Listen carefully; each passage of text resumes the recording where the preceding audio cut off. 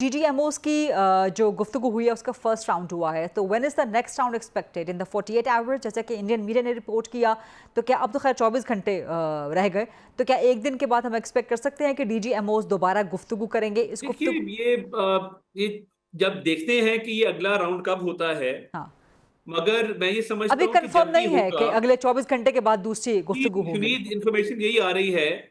एक राउंड हुआ, अगला राउंड होना है। और जो देखिए पाकिस्तान का, जिस तरह मैंने कहा कि अल्हम्दुलिल्लाह एक अपर हैंड रहा, और हमने देखिए रिस्ट्रेंट भी बड़ा शो किया। जी। यानी इन्होंने सिविलियन पॉपुलेशन को पहले टारगेट किया, उसके बाद इन्होंने हद ही कर दी। 9 की रात को इन्होंने मिलिट्री इंस्टॉलेशन की तरफ ये आए, और देखिए हमने कोई रात की तारीकी में छुप के नहीं हमला किया। जी। हमने पहले जब अपना दिफा किया तो 5 राफेल गिराए, हमने 77 ड्रोन्स गिराए, और उसके बाद जब हमने जवाबी कार्रवाई की, जो हमारा हक था यूएन चार्टर के मुताबिक, बैनुल अक़वामी कवानीन के मुताबिक, जी। तो वो फजर के वक्त की, अल्लाह ताला का नाम लेके की। और उसमें इतनी बरकत थी कि इनकी तमाम तदबीरें फेल हुई, और इनको भारी नुकसान उठाना पड़ा है कि जिसपे इनको अब समझ नहीं आ रही। देखिए ऐसे मामलात के अंदर ना होश आते आते भी टाइम लगता है कि ये हो क्या गया हमारे साथ। तो ये अल्लाह का फजल है, अल्लाह का करम है कि पाकिस्तान की मिलिट्री डोमिनेंस बरकरार है। पाक भारत जो गुफ्तगू चल रही है अभी तो DGMOs के लेवल पे है, क्या आप तवक्को कर सकते हैं कि ये आप तवक्को रखते हैं कि ये पॉलिटिकल लेवल पे भी ट्रांसलेट हो सकती है या आगे ट्रांसपायर हो सकती है? देखिए ये अब वक्त ही बताएगा कि आने वाले दिनों में क्या सिचुएशन अनफोल्ड होती है।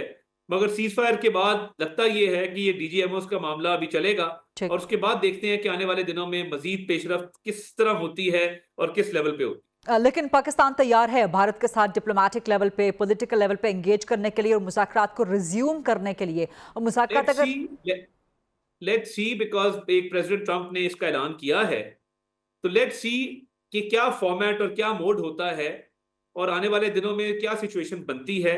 We'll have to wait and watch के आगे आने वाले दिनों में क्या मामला सामने आते हैं। और सर अगर भारत से मुज़ाकरात टॉक्स रिज्यूम होते हैं, नेगोशिएशंस रिज्यूम होते हैं, तो किस पॉइंट से रिज्यूम होंगे?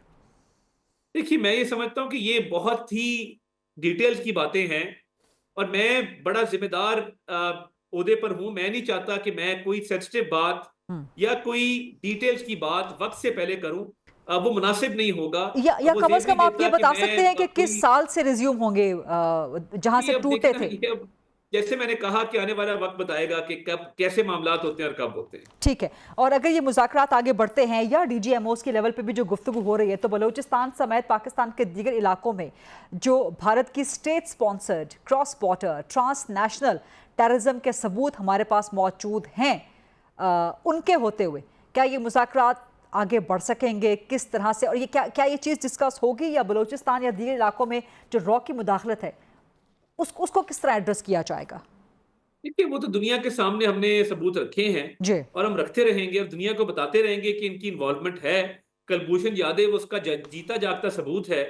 और ये जो इनकी केपी में, बलूचिस्तान में, हमारे वेस्टर्न रीजन में इनकी इन्वॉल्वमेंट है, वो हर सतह पे उसको हमने इंशाल्लाह ताला बिल्कुल उठाना है, और हर सतह पे उसको उसके सबूत भी रखेंगे, उस पर बातचीत भी करेंगे। और क्या हुकूमत पाकिस्तान अभी भी कुछ खतरा या कोई खदशा, खतरा या खदशा तो नहीं, लेकिन क्या आप महसूस कर रहे हैं, क्योंकि हम डरने वाले तो नहीं हैं, खतरा खदशा तो खैर जो भी हो वो हमने दिखा दिया दुनिया भर को, लेकिन क्या हुकूमत पाकिस्तान महसूस कर रही है कि सीज फायर के बावजूद मोदी की तरफ से, भारत की तरफ से कोई शरारत हो सकती है? देखिए जिस तरह मैंने कहा कि दुश्मन बदनीयत है, मगर कल जो तकरीर थी एक हारे हुए प्राइम मिनिस्टर की, उसके अल्फाज साथ नहीं दे रहे थे, हम्म। क्योंकि नुकसान इतना उठाना पड़ा है कि आर्म फोर्सेस का मोराल बड़ा लो है। तो मैं नहीं समझता कि दोबारा मिस एडवेंचर करेंगे। उनको भी बड़ा टाइम लगेगा इस लॉस से रिकवर करते हुए। क्या तवक्को कर सकता है या पाकिस्तान कोई तवक्को रखता है, या वैसे ही क्या तवक्को रखी जा सकती है कि एनी टाइम सून या एनी टाइम इन फ्यूचर वज़ीर आज़म शहबाज शरीफ या they can be any contact between the Pakistani prime minister and the Indian counterpart? I can't say at this point in time. जी, at this point in time, लेकिन future में कभी तो मैं कुछ नहीं कह सकता। ट्रेड टॉक्स विद यूएस, क्योंकि एक के बाद एक चैलेंज पाकिस्तान को दरपेश है। जंग का चैलेंज कोई मामूली नहीं था, उसमें सुरखुरू होकर माशाल्लाह अल्लाह की मदद से निकले। अब आगे बजट का चैलेंज है, पाकिस्तान की मईशत को मुसलसल ठीक करने का चैलेंज है।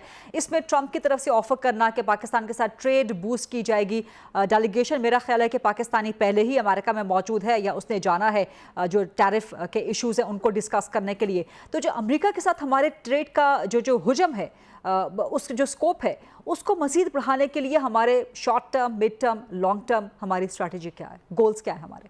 देखिए, मैं ये समझता हूँ कि अल्हम्दुलिल्लाह आने वाले दिनों में जिस तरह पिछले 1 साल में एक फिनोमिनल इकोनॉमिक रिकवरी हुई, जी। इंटरेस्ट रेट नीचे गया, डायरेक्ट इन्वेस्टमेंट ऊपर गई, रेमिटेंसेस ऊपर गई, इन्फ्लेशन नीचे गई, हुँ, तो सारे इकोनॉमिक इंडिकेटर्स बेहतर हैं। पाकिस्तान की इकोनॉमी ने साबित किया कि वो रिजिलिएंट इकोनॉमी है मियाँ शहबाज शरीफ की क़यादत में। हुँ, तमाम इदारों ने इसमें कोऑपरेट किया, एक टीम वर्क था। तो आईएमएफ का भी प्रोग्राम आपने देखा, आपके सामने सारी सूरत-ए-हाल। तो आने वाले दिनों में मैं समझता हूँ कि ये बड़ी हौसला अफ़ज़ा स्टेटमेंट है प्रेज़िडेंट ट्रंप की कि ट्रेड बढ़ाएँगे। तो मैं समझता हूँ कि ट्रेड बढ़ाने से पाकिस्तान को बड़ा फ़ायदा होगा हुँ, और पाकिस्तान की जो एक ऑलरेडी राइज़िंग इकोनॉमी है, इसको मज़ीद तक़वियत मिलेगी। भारत के हमलों का एक ये भी बड़ी वजह थी कि उसको पाकिस्तान की उभरती हुई इकोनॉमी हज़म नहीं हो रही थी बिल्कुल। और वो रीजन में बर्दाश्त नहीं कर रहा था कि हमारे अलावा और भी कोई इकोनॉमी जो है, वो आगे बढ़े। तो अल्लाह ताला का शुक्र है कि अल्लाह ताला ने हिफ़ाज़त फ़रमाई है पाकिस्तान की इकोनॉमी की।